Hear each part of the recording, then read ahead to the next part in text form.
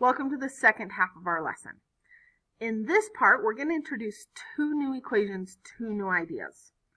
In the last one, we did area and length of an arc. This time, we're talking about linear velocity and speed versus angular velocity and speed. Those are the two types we've got here: linear velocity and speed and angular velocity and speed. Now, anytime you have angular velocity and speed, we're going to use this equation. And anytime you have linear velocity and speed, we're going to use that equation. But before we start using the equation, it's really important to understand what these two ideas are. Now, the best way that I use to describe the difference between these two ideas is a merry-go-round. You know, those old merry-go-rounds have little horses that you can sit on and go around in a circle, right? Well, if you think about a merry-go-round, if you want to go the fastest on that merry-go-round, where do you sit on the merry-go-round to go faster? You probably instinctively know to sit on the edge. If you sit on the edge of the merry-go-round, you're going to go faster than the center. Well, why is that? Well, that's because the edge has a bigger circumference around the merry-go-round than the center does. The center has a small circumference. The edge has a big circumference. However, they're traveling those distances in the same time period. The center of the merry-go-round goes around the circle in, say, 2 minutes. The edge of the merry-go-round goes around the circle in, say, 2 minutes. They both go around the circle in the same time, but because the edge is traveling more distance, a bigger circle, it's going to have to go faster to travel around that circle in the same amount of time as the center. Well, this is actually the difference between angular speed and velocity and linear speed and velocity. Angular speed and velocity for both the inside seat and the outside seat will be the same, because angular speed and velocity is how fast the angle is changing. And if you think about it, both points on the circle are changing at the same angle. Basically, they both travel around the circle in 2 minutes. So both points have the same angular speed or velocity. They travel one whole circle, or 2 pi radians, in 2 minutes. So we would say their angular velocity is 2 pi over 2. However, their linear speed and velocity is very different. The outside edge is traveling way faster because your linear velocity takes into account the radius of the circle. The bigger the radius, the bigger the circle, the faster you travel. So even though both points on the merry-go-round have the same angular velocity, they're still going around the circle in the same amount of time. The linear velocity is faster on the edge because it's traveling a bigger circle in that time. So those are the differences between angular velocity and speed and linear velocity and speed. Now, one other thing, we always list angular velocity as speed as radians per time. So once again, just like we did in our last video, your angle must be in radians, and then you divide by how much time it takes to travel that many radians. Then, whatever that is, we times that by the radius of the circle to get our linear velocity and speed. So with that in mind, let's try some examples. We're going to start right here by looking at Slick, which is a point on Earth. And we want to find the linear velocity. It tells us right there. So we're going to use this equation. Now, it tells me the radius of Slick, the radius of the circle of revolution, is about 2,999 miles. And I am specifically going to write the units on this answer. That's going to help me in a little bit. and I'm going to times that by my angular velocity, which should be radians per time. That's how we always do angular velocity. So for my radians per time, I think that this point completes 1 revolution in 24 hours. So let's start with that. 1 revolution in 24 hours. So there's my time. However, the top needs to be in radians. So I'm going to multiply by a complicated 1 to convert my revolutions into radians. I know I travel 2 pi radians in 1 revolution. My revolutions cancel because they're on top and bottom. And now I am left with radians per time, which is what I wanted. Now, same thing we did before. Everything on top, put into your numerator in your calculator. Everything on bottom, put into your denominator in your calculator. Now, while you're doing that, I like to label these. This is my R. This is my W. So it's still the 2 pieces of the equation. I just had to do some conversions on this one. So once you put all those numbers into your calculator, you should get about 785.14. Now let's talk about what units go on this answer. The units I have left on top are miles and radians. Those are the only units left.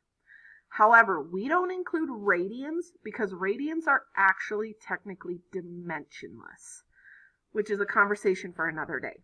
Basically, for now, know that radians don't affect your units, which means the only units I really have left on top are miles, and the only units I have left on bottom are hours.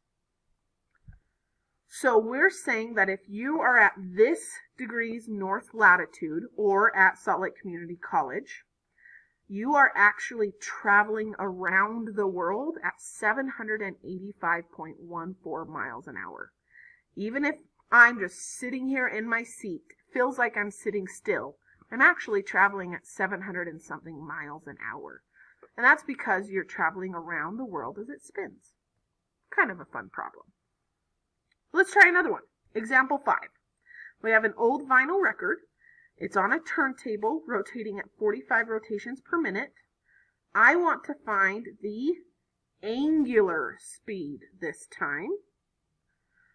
So that's going to be this equation, which should always be in radians per time.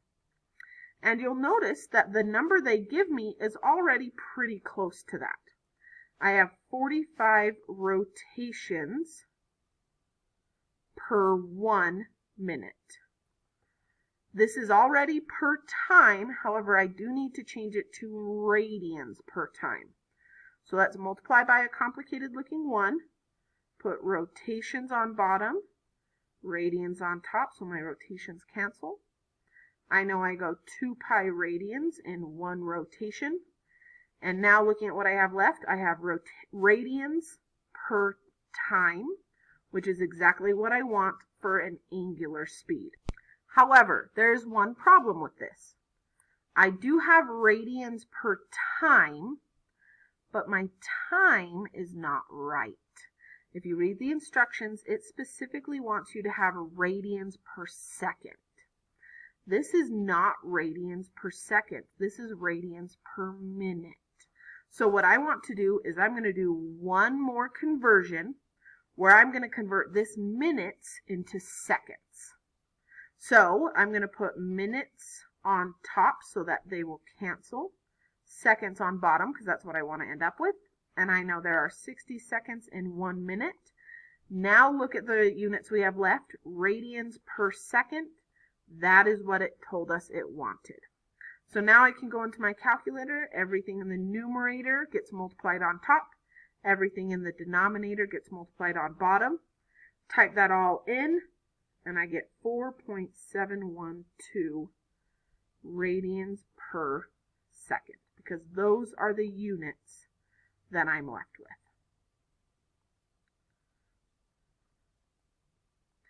Okay, let's try one more problem. We have a bicycle, has a wheel that has 28 inches in diameter. The tachometer determines that the wheel is rotating at 180 revolutions per minute. I want to find the speed that the bicycle is traveling down the road. So this is going to be a linear speed because you want to know how fast the bike is traveling down the road in a straight line. So this is our linear speed we're finding. So that's going to be this equation. Move it over a little bit. Give me a little more room. So first thing I need is my radius. It tells me the diameter is 28 inches. So let's divide that in half to find our radius is 14 inches. There's our R. And for our W, it gives us 180 revolutions per 1 minute. There's our W, 180 revolutions per minute. However, we know that W shouldn't be revolutions per minute, it should be radians per minute. So I'm going to do a quick conversion here with revolutions on bottom, radians on top, 2 pi radians in 1 revolution, and cancel my revolutions so that I get my W in radians per minute, just like I wanted, radians per time. So here's my R. Here's everything for my W. Now, I actually want you to find this speed in miles per hour. So let's look at the units we've got. On top, because this is over 1, I have inches and radians, but we know the radians won't really count for our linear. So on top I have inches, on bottom I have minutes. So right now my answer is in inches per minute. That is not miles per hour. So I need to do a couple conversions. Let's start by converting our inches into miles. So since inches starts on top, I'm going to put inches on bottom so that the inches will cancel out. Now I could put miles on top. However, I don't really know how many inches are in a mile. So I'm going to do a little in-between step here, and I'm going to do feet on top because I know that there are 12 inches in 1 foot. That's an easier one for me to get to. So now my units are feet per minute. So let's do another conversion. Put feet on bottom and miles on top. I know there are 5,280 feet in 1 mile. And now my feet cancel. So right now I've got miles per minute. That's halfway there. I have the miles I want. So let's do one more conversion to convert the minutes into hours. Minutes is currently on bottom, so I'm going to put it on top so the minutes cancel. Put hours on bottom because that's what I want to end up with. And I know there are 60 minutes in 1 hour. There's my complicated one. Now let's see what we've got. On top, everything is canceled out except for my miles. Remember, the radians don't count. And everything is canceled out on bottom except for my hours, which means this answer is finally in miles per hour. So all of this was just my conversions to get it in the right unit. And now we can do the fraction button on our calculator. Anything in the numerator gets multiplied together in the numerator. Anything in the denominator gets multiplied together in the denominator. Type that all in, and we should end up with 14.99 miles per hour. So this bike is traveling about 15 miles an hour. So that is some examples using angular velocity and speed and linear velocity and speed. You are now done with lesson 2.3. Congratulations. You are welcome to get started on your homework.